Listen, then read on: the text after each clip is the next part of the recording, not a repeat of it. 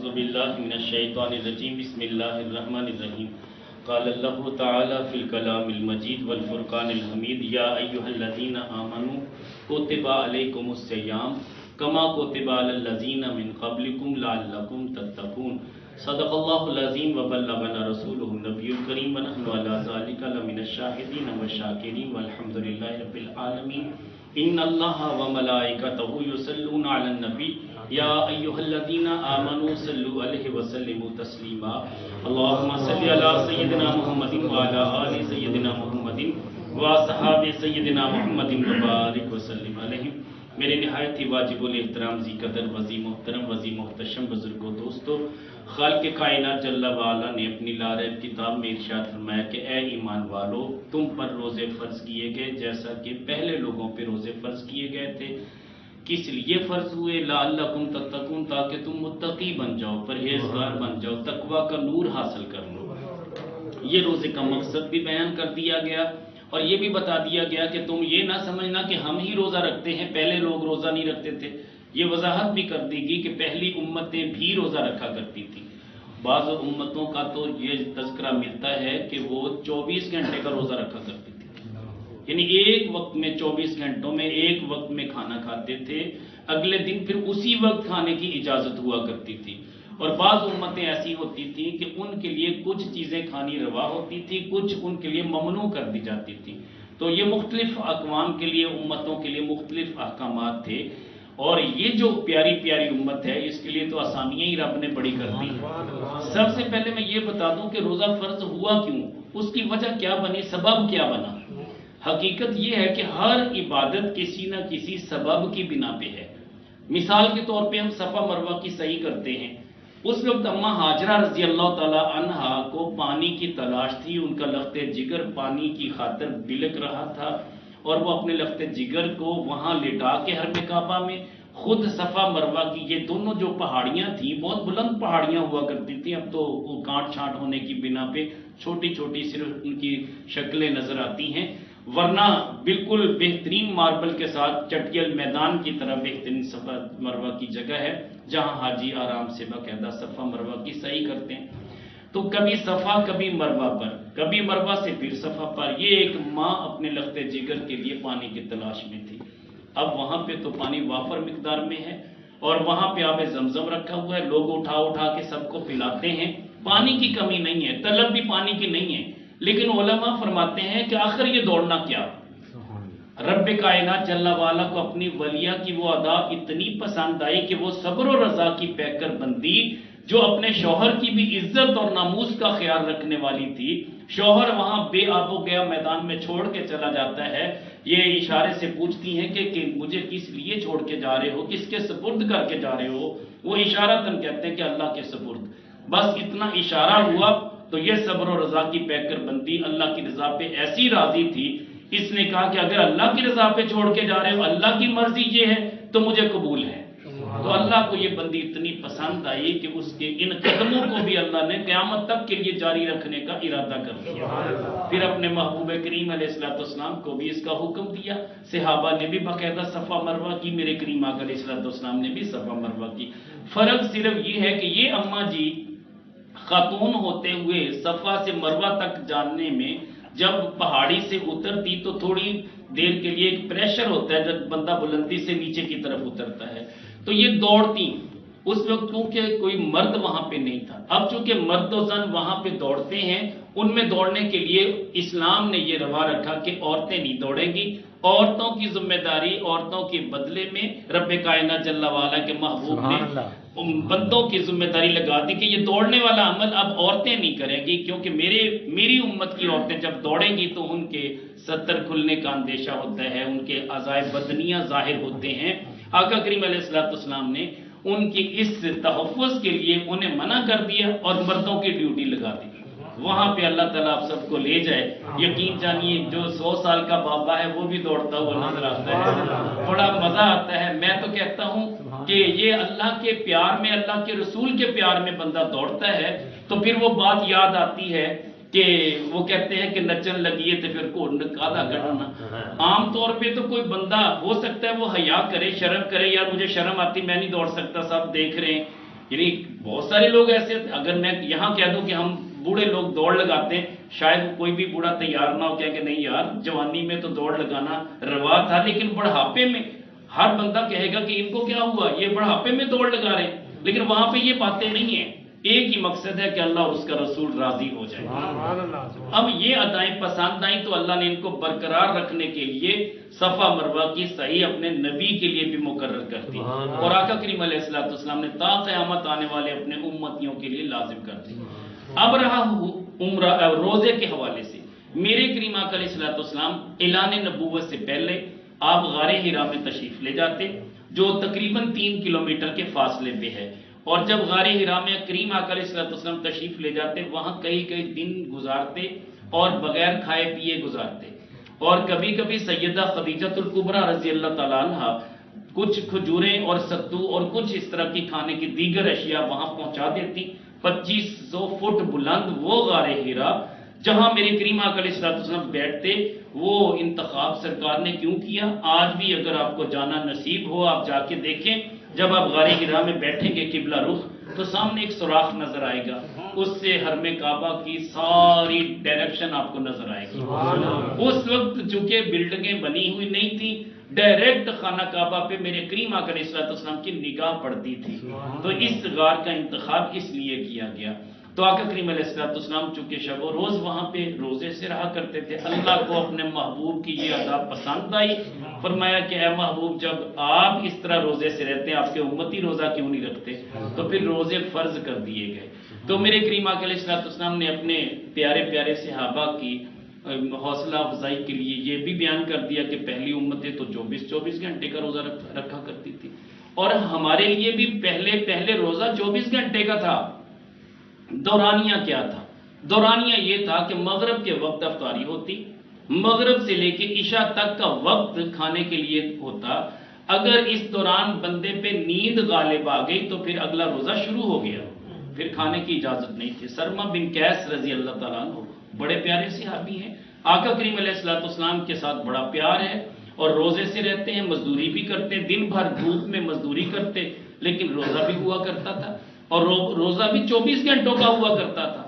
ایک دن جب آئے افطاری کے لیے کھجوریں پیش کی گئی، پانی اور کھجوروں سے آپ نے روزہ افطار کیا، اتنے میں بیوی نے کہا کہ آپ کے لیے تازہ روٹی بناتی ہوں۔ دن بھر کے تھکے ہوئے تھے، نیند غالب آئی، اب نماز عشاء کی اذان بھی ہو رہی ہے، بیوی اٹھاتی کہ نماز بھی پڑھ لیں اور روزہ بھی رکھ لیں، کہنے لگے کہ اب تو میں کھا نہیں سکتا کیونکہ مجھ پہ نیند غالب آ چکی ہے، میں سو چکا ہوں۔ اللہ کے پیارے نبی صلی اللہ علیہ وسلم نے فرمایا تھا کہ جس پہ نیند غالب آ جائے اس کا اگلا روزہ شروع ہو جائے گا۔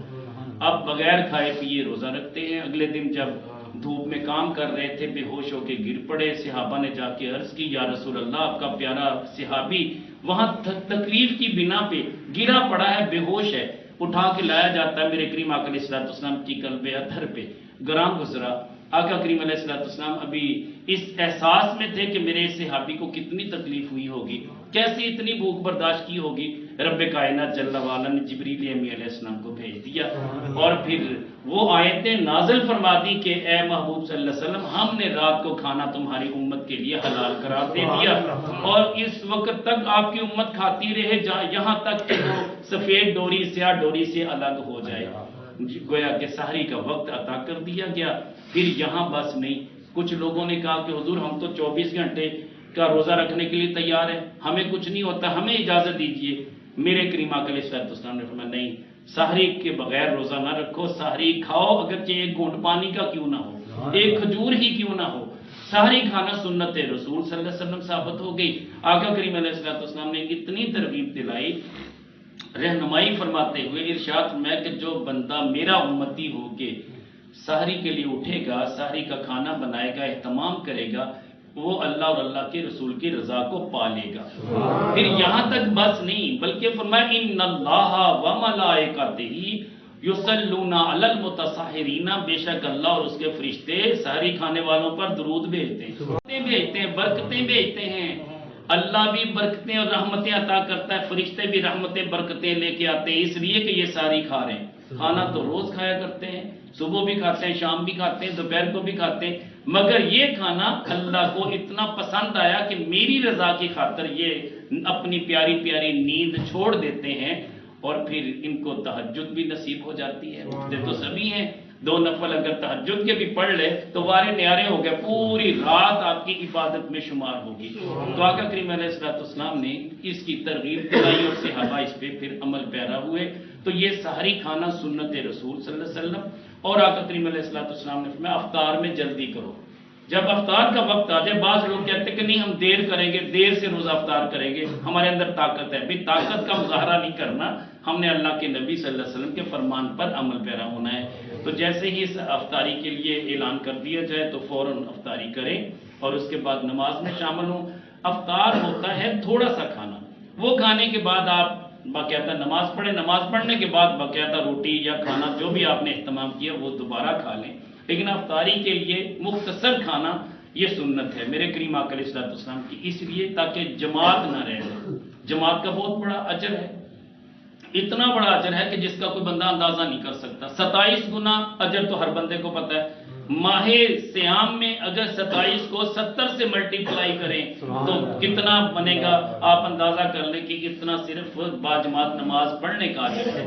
پھر اس کو مزید کرم بالائے کرم اگر حرم کعبہ نصیب ہو جائے تو حرم کعبہ میں ایک نیکی 1,00,000 نیکی کے برابر ہے، اور ماہ سیام میں 1,00,000 کو 70 سے ضرب دے دیں، 70,00,000 نیکیاں ہوئی۔ مجھے بتائیے کہ 70,00,000 نیکیاں تو باجماعت نماز ادا کرنے والے کے لیے ہے، اور جو وہاں پہ روزہ رکھتا ہے پھر 70,00,000 روزے اس نے ایک روزے کے بدلے رکھے۔ مجھے بتائیے کہ لاکھوں لاکھ اجر ملا۔ اسی طرح مدینہ طیبہ میں بھی لوگوں نے کہا کہ وہاں 50,000 کا ثواب ہے، ایک کے بدلے 50,000، جبکہ علماء نے اس بارے میں تصریف فرمائی، شاکان رسول یہ کہتے ہیں کہ اللہ کے نبی نے 5 مرتبہ دعا کی کہ مالک جیسے اپنے حرم کعبہ کو اور ابراہیم علیہ السلام کے اس شہر کو جہاں انہوں نے دعا کی تھی تو انہیں برکتوں سے مالا مال کیا، مجھے مدینے میں 2 گنا برکتیں عطا کر۔ تو یہ دعا 5 مرتبہ مانگی، اب 50 کو 5 سے ضرب دے لیں۔ آقا کریم علیہ السلام کے مدینہ شہر میں 5 لاکھ سے زائد نیکیاں، بعض روایتیں تو 10 لاکھ تک بھی جاتی ہیں۔ تو بہرحال کرم بالائے کرم ہے، یہ امت رب کائنات کے محبوب کے احسان کا کوئی صلہ دے ہی نہیں سکتی۔ ساری رات بھی ہم اپنی پیشانی سجدے میں رکھیں نا تب بھی شکر ادا نہیں کر سکتے۔ تو اتنی نیکیاں میرے کریم آقا علیہ السلام فرماتے ہیں اگر کسی کو اعتکاف نصیب ہو جائے، اعتکاف مسجد میں بیٹھا ہے بندہ، اور اعتکاف کا اجر کتنا ہے، رب کائنات جل وعلا نے فرمایا کہ اتنا اجر ہے کہ بندہ دوزخ سے کوسوں دور ہو جاتا ہے اور جنت کے قریب ہو جاتا ہے۔ اس کا یہ صلہ اعتکاف کرنے والے کو ملتا ہے، تقوی کا نور اسے نصیب ہوتا ہے، اللہ کی بارگاہ میں خلوت نشینی نصیب ہوتی ہے، اور رب کائنات جل وعلا کا قرب نصیب ہوتا ہے۔ یہ ساری باتیں ایک طرف، میرے کریم آقا علیہ السلام فرماتے ہیں اعتکاف کرنے والا بھی اگر کسی کے کام آ جائے اور اس کی داد رسی کر دے، اس کے کہنے پہ اس کا کوئی فائدہ ہو جائے تو اللہ اسے 10 سال کے اعتکاف کے برابر اجر دیتا ہے۔ حضرت عباس میرے کریم آقا علیہ السلام کے پیارے چچا ہیں، مسجد نبوی میں اعتکاف بیٹھے ہیں، ایک شخص آ جاتا ہے کہ حضور فلاں شخص آپ کا دوست ہے، اس کو میں نے پیسے دینے تھے، میں دے نہیں پا رہا، اگر آپ اسے کہہ دیں چند دن کی مجھے مہلت دے دیں۔ آپ اٹھ کے جانے لگے، صحابہ عرض کرتے ہیں کہ حضور آپ تو اعتکاف میں بیٹھے ہیں، آپ کا اعتکاف ٹوٹ جائے گا۔ میں یہ تو ایک اعتکاف ٹوٹے گا، مجھے کئی اعتکافوں کا اجر مل جائے گا۔ واپس آئے، اس کی حاجت پوری کی، واپس آئے، صحابہ نے عرض کی حضور آپ کو کیسے پتا کہ ایسی کتنا اجر ملے گا؟ فرمایا اللہ کے پیارے نبی صلی اللہ علیہ وسلم نے فرمایا کہ جو اپنے مسلمان بھائی کی حاجت کو پورا کرتا ہے اللہ اسے 10 سال کے اعتکاف کا اجر عطا کرتا ہے۔ تو بہرحال اتنی کرم بخشیاں ہیں، یقین جانیے صحابہ نے عرض کی یا رسول اللہ صلی اللہ علیہ وسلم یہ لیلۃ القدر کیا ہے؟ تو میرے کریم آقا علیہ السلام نے فرمایا جیسے مزدور کو دینی ہوتی ہے تو پورے مہینے کے روزوں کے بعد مزدوری تو اس کا حق ہے، اللہ نے آخری عشرے میں لیلۃ القدر رکھ دی، وہ کتنی 83 سال اور کتنے ماہ اس کی تعداد بنتی ہے، اتنی عبادت کا اجر، خیر من 1000 شہر، 1000 مہینوں سے بھی بہتر ہے یہ رات۔ ایک رات بندہ اگر جاگتا ہے تو اللہ تعالیٰ 1000 مہینوں سے بھی زیادہ راتوں کو جاگنے کا اجر عطا کرتا ہے۔ تو خوش نصیبی کہ ہمیں وہ رات بھی ملی ہے، اور رب کائنات جل وعلا کے محبوب صلی اللہ علیہ وسلم فرماتے ہیں کہ بندے کو اللہ کتنا اجر دیتا ہے، اس کا اندازہ اس بات سے لگا لیجئے کہ حضرت طلحہ رضی اللہ تعالیٰ عنہ صحابی رسول ہیں، عرض کرتے یا رسول اللہ صلی اللہ علیہ وسلم میں نے خواب دیکھا ہے۔ آقا کریم علیہ السلام پوچھتے ہیں کہ طلحہ تو نے کون سا خواب دیکھا؟ عرض کی حضور عجیب خواب ہے کہ 2 ایسے صحابی ہیں آپ کو دونوں بڑے پیارے تھے، ایک تو وہ ہے جو 1 سال پہلے شہید ہو گیا تھا لیکن ابھی وہ جنت میں داخل نہیں ہوا، میں نے اسے دیکھا جنت کے دروازے پہ موجود ہے، اور دوسرا صحابی ابھی شہید ہوا ہے، نہ وہ شہید نہیں ہوا، ابھی فوت ہوا ہے، اس کا وصال ہوا، روٹین میں تبھی موت مرا ہے، لیکن یا رسول اللہ صلی اللہ علیہ وسلم میں دیکھ کر حیران ہوا ہوں کہ ایک فرشتہ آیا، اس نے اس کا ہاتھ پکڑ کے اسے جنت میں پہلے داخل کیا، اور جو شہید تھا اس کا ہاتھ پکڑ کے بعد میں داخل کیا۔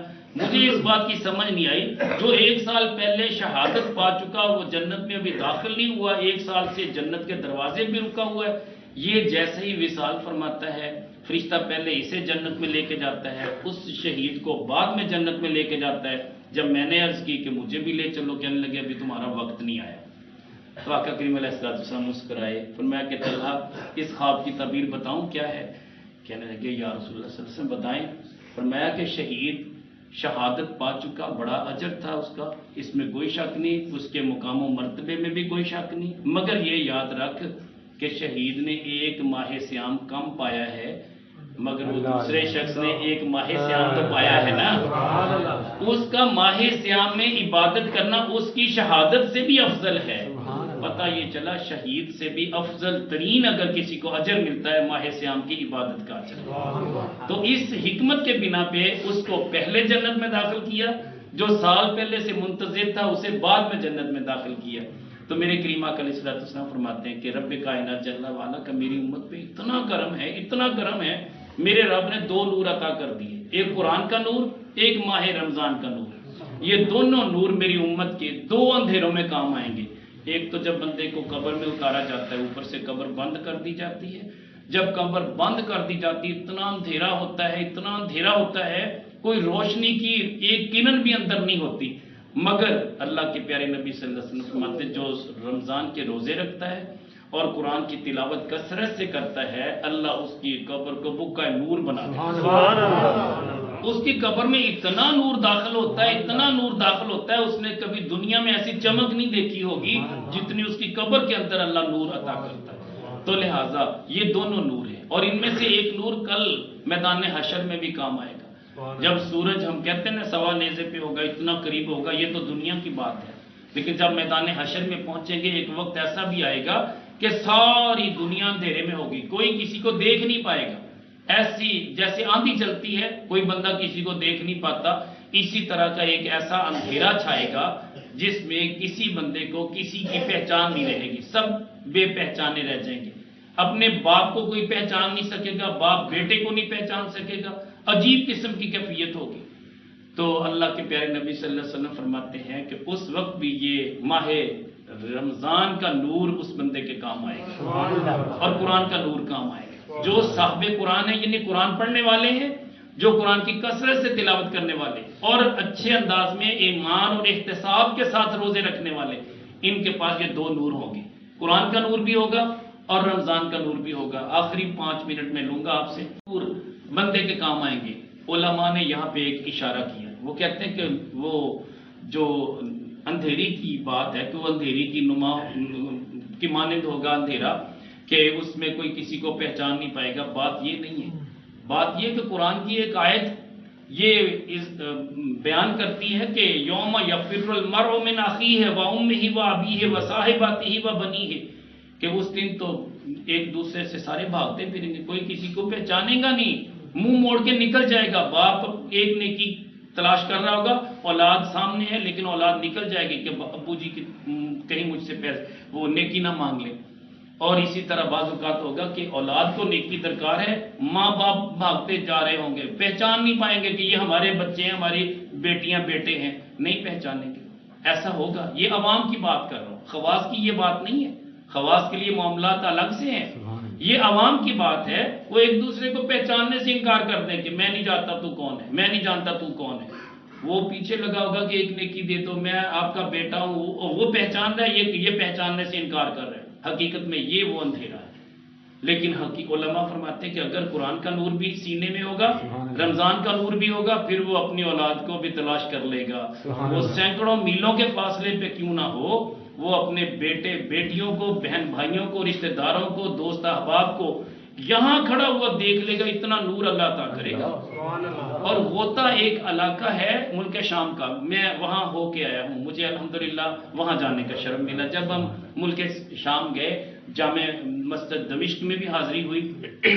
دمشق ایئرپورٹ پہ جب اترے تو سب سے پہلے جس علاقے سے ہماری بس روانہ ہوئی وہاں لکھا ہوا تھا غوطہ۔ میں نے پوچھا کہ یہ غوطہ کیا شہر ہے؟ تو جو طالب علم ہمیں لینے آئے تھے، پروفیسرز لینے آئے تھے، انہوں نے بتایا کہ غوطہ وہ ہے، شہر ہے، وہ علاقہ ہے جس کا تذکرہ حدیث پاک میں ہوا۔ میں نے پوچھا حدیث پاک میں کیا تذکرہ ہوا؟ رب کائنات جل وعلا کے محبوب صلی اللہ علیہ وسلم نے فرمایا کہ میدان عرفات سے لے کے ملک شام کے غوطہ شہر تک یہ میدان معاشر ہوگا، چٹیل میدان ہوگا، سارے پہاڑ ختم ہو جائیں گے، اتنی لمبی 120 صفحے بنے گی، ٹوٹل 120، پوری کائنات کی 120 صفحے، اس میں 80 صفحے میرے کریم آقا علیہ السلام۔ کثرت سے امت اگر ملی ہے تو میرے نبی کو ملی، ورنہ کوئی نبی ایسا بھی ہوگا جس کے ساتھ ایک امتی ہوگا، کوئی نبی ایسا ہوگا جس کے ساتھ 2 یا 3 امتی ہوں گے، کوئی نبی ایسا ہوگا جس کے ساتھ 60 یا 70، 950 سال تبلیغ کرنے کے بعد بھی نوح علیہ السلام کے ساتھ 83 مرد تھے، 83 مرد عورتیں جمع کر کے، بعض روایتیں 73 تھے یا 70 کے قریب تھے، بعض کہتے ہیں کہ ان کے خاندان کے اگر شامل کرتے ہیں تو یہ ٹوٹل 83 بنے۔ 950 سال کی محنت کے بعد صرف 83 لوگ ایمان لائے، لیکن دل برداشتہ نہیں ہوئے۔ لیکن پھر بھی جب انہوں نے اور زیادہ ستایا تو پھر کہا اے مالک تو بے نیاز ہے، لا تذر علی الارض من الکافرین دیارا، کافروں میں سے زمین پہ ایک بھی نہ چھوڑ۔ رب کائنات نے ان کی اس دعا کو قبول کیا، پوری کائنات میں رب کائنات جل وعلا نے ایسی بارش نازل کی، ایسا پانی زمین نے اگلا کہ ساری روئے زمین پہ پانی تھا، سب تباہ ہو گئے سوائے ان 83 لوگوں کے، باقی سب کے سب تباہ ہو گئے۔ تو میرا رب بڑا کریم ہے، نبیوں کی باتوں کو مانتا ہے، دعاؤں کو قبول کرتا ہے۔ مگر میرے کریم آقا علیہ السلام، میرے کریم آقا علیہ السلام کی امت اتنی کثیر امت، حالانکہ اعمال کے اعتبار سے یہ امت بہت پیچھے ہے، اعمال کے اعتبار سے، گناہوں کے اعتبار سے، گندگیوں اور غلاظتوں کے اعتبار سے اس امت کے اندر بہت بڑے گناہ ہیں، مگر میرے کریم آقا علیہ السلام امتی مرحومہ، یہ میری امت وہ ہے جس پہ میرے رب نے رحم کرنے کا فیصلہ کر دیا۔ رحم اور فضل کیا ہے؟ عدل کوئی اور بات ہے، عدل کا تقاضا کچھ اور ہے، لیکن فضل کا معاملہ کچھ اور ہے۔ میرا رب اس امت پہ فضل کرے گا۔ فضل یہ ہے کہ اللہ چاہتا تو عدل کر کے تمہیں جو سزا ملتی دے دیتا، مگر میرا رب کہے گا کہ میں قادر مطلق بھی ہوں، سزا دے سکتا ہوں، مگر میں تجھے اس لیے بخشتا ہوں کہ تو میرے محبوب کا امتی ہے۔ تو رہا یہ کہ اس دن اگر آپ کہتے ہیں کہ آپس میں تعلقات کس سے پورے ہوں گے، الاخلاء یومئذ بعضهم لبعض عدو الا المتقین، سارے ایک دوسرے کے گوڑے یار بھی دشمن بن چکے ہوں گے، کوئی کسی کو پہچاننا پسند نہیں کرے گا، جاننا پسند نہیں کرے گا، الا المتقین، مگر جو متقی ہوں گے وہ تو دور دور سے پکار کے کہیں گے۔ کوئی غوطہ شہر میں پہنچا ہوا، یہ میدان عرفات میں ہے، اللہ ایسا نور عطا کرے گا جو قرآن کا نور ہوگا، جو ماہ صیام کا نور ہوگا، نگاہیں دیکھ رہی کہ میرا بیٹا تو وہاں پہنچ گیا، وہ بیچارہ تلاش کرتے کرتے کہاں چلا گیا، لیکن یہ بندہ اپنی نگاہ کی وسعت کو اتنا پالے گا کہ بیٹھا یہاں پہ ہے میدان عرفات میں، دیکھے گا غوطہ شہر کے کنارے پہ کہ میرا بیٹا وہاں پہ ہے، یہاں سے آواز لگائے گا کہ بیٹا بھاگ کے ادھر آ جاؤ، میں تیری شفاعت کے لیے کافی ہوں۔ تو رب کائنات جل وعلا نے اذن شفاعت دینا ہے۔ سب سے پہلے تو شفاعت کبریٰ میرے کریم آقا علیہ السلام کریں گے، پھر شفاعت صغریٰ شروع ہوگی، اس میں اولیاء عظام بھی شفاعت کریں گے، حاجی لوگ بھی کریں گے، حفاظ بھی کریں گے، ہر وہ نیک شخص جسے تقوی کا نور نصیب ہوا وہ جس کی سفارش کرے گا اللہ قبول کر لے گا۔ اور وہ بچے چھوٹے چھوٹے جو دنیا سے چلے گئے، نابالغ بچے بچیاں، وہ سارے اپنے ماں باپ کی، بہن بھائیوں کی، جنازہ پڑھنے والوں کی سب کی سفارش کریں گے اللہ حاضر قیاس. میرے کریم آقا علیہ السلام کی ساری امت جنت میں چلی جائے گی، لیکن وہ لوگ جہنم میں جائیں گے جو میرے کریم آقا علیہ السلام کو راضی نہ کر سکے، عبادت میں بھی پیچھے تھے اور منافقت کرنے والے تھے اور گناہوں سے توبہ نہیں کرتے تھے. ایسے لوگ جہنم میں جائیں گے، مگر کرم بالائے کرم کیا آقا کریم علیہ السلام سے پھر بھی رہا نہیں جائے گا. پھر ایک بار تشریف لے جائیں گے، یہاں تک کہ آپ ایڑیاں اٹھا کے دیکھیں گے جہنم کے اندر کہ میرے امتی کہاں کہاں پڑے ہیں. سب سے پہلے میرے کریم آقا علیہ السلام اپنے امتیوں کو لے کے آئیں گے، حکم ہوگا اے محبوب صلی اللہ علیہ وسلم آپ ہر اس امتی کو دوزخ سے نکال لیجئے جس کے دل میں ایک دانے کے برابر ایمان ہے، اسے نکال لیجئے. اور رب چاہتا تو ویسے بخش دیتا، لیکن ان جہنمیوں کے لیے اپنے محبوب کو کیوں بھیجا؟ تاکہ انہیں پتہ چلے کہ تمہاری شفاعت اگر کی ہے تو محمد عربی صلی اللہ علیہ وسلم. تو پھر رب کائنات جل وعلا کے محبوب جائیں گے، جس کے دل میں ایک دانے کے برابر ایمان ہوگا اس کی بھی سفارش کریں گے، جہنم سے نکال کے لائیں گے. اتنی مرتبہ 3 مرتبہ تو روایت میں آتا ہے سرکار جائیں گے. پھر اس کے بعد اس سے چھوٹے دانے کا تذکرہ آتا ہے. پھر ہے خردلۃ، یعنی جو رائی کا دانہ، اتنا بھی کسی کے دل میں ایمان. پھر ایک روایت ہے کہ جس نے زندگی بھر ایک بار کلمہ پڑھا، من قال لا الہ الا اللہ فقد دخل الجنہ، زندگی میں ایک بار پڑھا تھا، بس اسے بھی جہنم سے نکال کے میرے کریم آقا علیہ السلام جنت میں داخل کر. اور یہاں تک کہ آقا کریم علیہ السلام پنجوں کے بل کھڑے ہو کے اندر دیکھیں گے کہ کون کون ابھی باقی ہے. دروغہ جہنم پکار اٹھے گا کہ یا رسول اللہ صلی اللہ علیہ وسلم آپ سب کو لے جائیں گے، میری جہنم کے لیے بھی تو کچھ چھوڑ دینا. میری جہنم کس کو جلائے گی؟ جب جہنم میں کوئی نہیں رہے گا تو پھر جلائے گی کس کو؟ میرے کریم آقا علیہ السلام اتنے کریم ہیں کہ اپنی ساری امت کو جنت میں داخل کر دیں گے. پھر باقی امتوں کا فیصلہ ہوگا، پھر باقی نبی ان کو اذن شفاعت ہوگا، وہ اپنی امت کی شفاعت کریں گے. ادروائز ہماری تو موجے ہی موجے ہیں. شرط یہ ہے کہ اللہ کے نبی کے دامن کو مضبوطی سے تھام دیں. گناہ ہو جاتے ہیں، بندے کے بس میں نہیں ہے، اپنی پیشانی کو جھکا کے اپنے رب سے معافی مانگ لیں، اللہ کے نبی کا وسیلہ پیش کریں، میرا رب بخش دینے والا ہے، بخش دے گا. 60 برس کے بھی کیوں نہ ہوں، میرا رب کن کہنے پہ قادر ہے، ایک ہی لمحے میں بخش کے سب کچھ پاک اور صاف کر دے گا. تو لہذا اپنا معمول بنا لیجئے. وقت کی قلت کو ملحوظ خاطر رکھتے ہوئے اسی پہ اکتفا کرتا ہوں. انشاءاللہ اگلے جمعے پھر ماہ سیام کے حوالے سے ہی تذکرہ ہوگا. تو چونکہ میں نے تیزی میں گفتگو کی ہے تاکہ اپنے موضوع کو جتنا جلدی سمیٹ سکوں، لیکن ابھی بھی یہ موضوع بہت وسیع ہے، اتنا وسیع ہے کہ امیر اہل سنت نے تو اس موضوع پہ باقاعدہ آپ نے ماہ سیام کی برکتوں کے حوالے سے پورا فیضان ماہ رمضان ایک بک لکھ دی ہے. اس بک میں بہت کچھ ہے، ہو سکے تو اپنے گھر کی زینت بنائیں تاکہ آپ کے بیٹے بیٹیاں اس کتاب کو پڑھیں اور تقوی کا نور حاصل کریں. تقوی دیکھیں کیا ہے؟ تقوی یہ کہ تنہائی میں ہے بندہ، بیوی موجود ہے لیکن قریب نہیں جا رہا، اور کھانا موجود ہے قریب نہیں جا رہا. آپ کو پتہ ہے کہ کیوں نہیں جا رہا؟ اس لیے نہیں جا رہا کہ اللہ جل شانہ ناراض ہو جائے گا، اللہ کا حبیب ناراض ہو جائے گا. یہ وہ مرتبہ احسان ہے رب کائنات جل وعلا نے جس کی ترغیب دلائی، اور بخاری شریف کی روایت موجود ہے کہ احسان یہ ہے انتا عبد اللہ، تو اپنے رب کی عبادت اس طرح کر گویا کہ کاننا کا تراہو، گویا رب کو دیکھ رہا ہے. سبحان اللہ. فَإِن لَمْ تَكُنْ تَرَاهُ فَإِنَّهُ يَرَاكَ، اگر یہ مرتبہ احسان نصیب نہ ہو تو کم سے کم تصور کر کہ رب تجھے دیکھ رہا ہے. اب یہ کیفیت اگر نصیب ہوتی ہے تو ماہ سیام میں نصیب ہوتی ہے. بندہ اکیلا ہے، فریج پڑی ہے، پانی پڑا ہے، فروٹ پڑے ہیں، بیوی بھی اندر موجود ہے، دیکھنے والا بھی کوئی نہیں ہے. ایک ہی حسن عبادت کا وہ عمل اس بندے کی زندگی کو بدل کے رکھ دیتا ہے کہ میرا رب مجھے دیکھ رہا ہے. تو یہ حسن عبادت اگر میں سمجھتا ہوں کسی کو نصیب ہوتا ہے تو ماہ سیام میں نصیب ہوتا ہے. سب کچھ ہونے کے باوجود وہ گناہ کے قریب نہیں جاتا، اس کی تنہائی بھی پاک ہو جاتی ہے. تو لہٰذا ہم نے ماہ سیام کا احترام کرنا ہے، قدر کرنی ہے، اور نماز تراویح میں قیام اللیل میں کھڑے ہونا ہے. میرے کریم آقا علیہ السلام فرماتے ہیں من قام رمضان، جو رمضان میں کھڑا ہوا، قیام کیا جس نے، ایمانم و احتسابا، ایمان کے ساتھ اور احتساب کرتے ہوئے، اپنا محاسبہ کرتے ہوئے، گناہوں سے بچاتے ہوئے، تو پھر کیا ہوگا؟ غفر لہ من ذنبہ، اس کے جتنے بھی گناہ ہیں اللہ ان میں سے سب بخش دے. تو لہٰذا بخشش چاہیے تو نماز تراویح میں کھڑے ہوا کریں. لوگ کہتے ہیں کہ جناب یہ جماعت کے ساتھ پڑھنا لازمی نہیں، گھر پڑھ لیں. آپ پڑھیں سے، آپ گھر پڑھ لیں، مسئلہ نہیں ہے، پڑھیں سے. لوگ کہتے ہیں کہ 20 نہیں پڑھنی چاہیے، 8 پڑھنی چاہیے. میں کہتا ہوں آپ 8 ہی پڑھ لیں. آپ پڑھنے والے تو بنے یار. Some thing is better than nothing.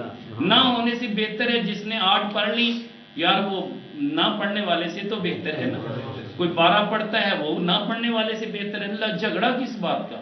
ہم تو جھگڑوں میں پڑے ہوئے. نہیں جی جس نے 8 پڑھی وہ مر گئے، وہ بس ان کی قبول نہیں یار. جو 8 پڑھنے والے اللہ کو 8 ان کو اللہ تعالیٰ کو پسند آ جائیں گی، اللہ ان کو 8 کا اجر دے گا. آپ کو 20 کا اجر مل جائے گا. آپ اپنی قسمت پہ ناز کریں کہ میں زیادہ پڑھنے والا ہوں. رب کائنات جل والا بڑے بے نیاز ہیں. بعض کہتے ہیں علماء کیا کہتے ہیں؟ علماء کہتے ہیں کہ دیکھیں اگر یہ تراویحاں 20 ہوئیں تو ہم تو بخشائے. ہم نے تو 20 پڑھی تو ان کو اور پڑھنی پڑ جائے گی. میں نے کہا نہیں، وہاں پہ عبادت نہیں ہوگی. اللہ اپنا فضل کر کے ان کو بھی بخش دے. تو لہٰذا ہم جھگڑا کیوں کریں؟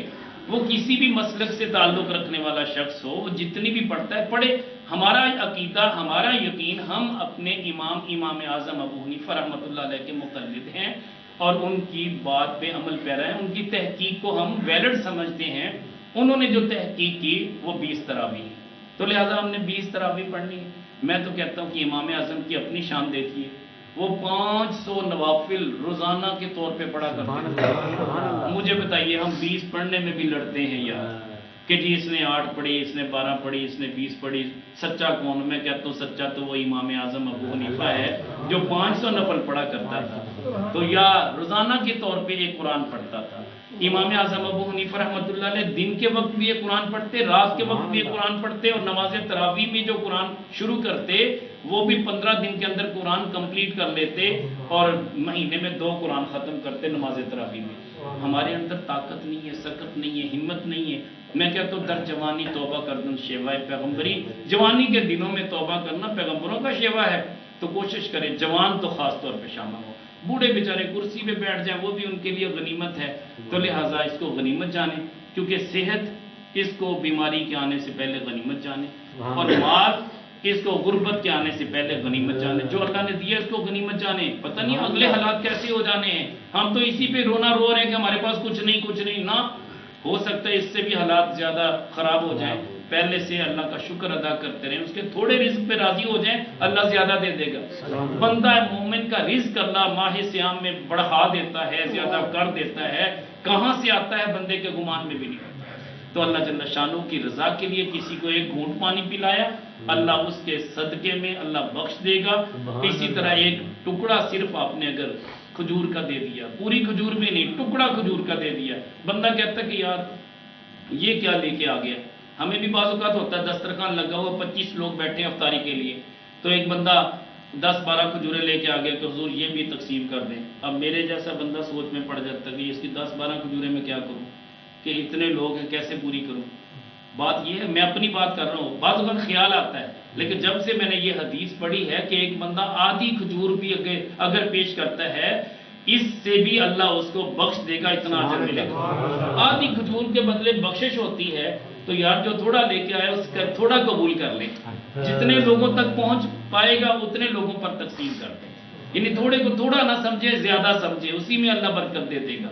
تو لہٰذا ہم نے یہ کوشش کرنی ہے کہ جیسے ہیں جتنے ہیں. مثال کے طور پہ ایک بندہ حرم کعبہ میں ہے، اس پہ خرچہ بھی نہیں آتا، پانی کا گلاس بھر کے دوسرے کو پلا دے، 1 لاکھ گلاس پلانے کا اجر پائے گا. اگر یہاں پہ ہے تو 70 گلاس پلانے کا اجر ملے گا. آپ نے تو وہیں سے ڈال کے پلا دیا نا کہ حاجی صاحب یہ پانی پی لیں، تو حاجی صاحب نے پانی پی لیا، آپ کا کام بن گیا. 70 گلاس آپ نے لوگوں کو پلا دیے. پلایا تو 1 گلاس تھا. تو اتنا اجر ہے اس کا. تو کوشش کریں، اللہ نے اگر توفیق دی ہے تو غربا مساکین کے ساتھ بھلائی کریں، ان کو خاص طور پہ دیں. اس سے اجر یہ ملے گا کہ آپ کی روزی میں بھی اللہ اتنی برکت دے دے گا جس کا آپ کو گمان بھی نہیں ہوگا. ایسی جگہوں سے رزق آئے گا آپ سوچ بھی نہیں سکیں گے. آپ کے ذہن میں ہوگا کہ اب میرے لیے کل کے لیے کچھ نہیں ہے، لیکن شام سے پہلے انتظام ہوگا. یہ تجربہ شدہ بات میں آپ کو کر رہا ہوں. تو کوشش کریں، اللہ آسانیاں دے گا. اللہ تعالی ہم سب کے لیے ماہ سیام کو باعث سعادت بنا دے، باعث برکت بنا دے، بخشش کا ذریعہ بنا دے. پہلا عشرہ باعث رحمت ہے، دوسرا عشرہ باعث مغفرت ہے، تیسرا عشرہ جہنم سے آزادی ہے۔ تو یقیناً ہم آزاد ہوں گے انشاءاللہ، انشاءاللہ۔ اللہم صلی وسلم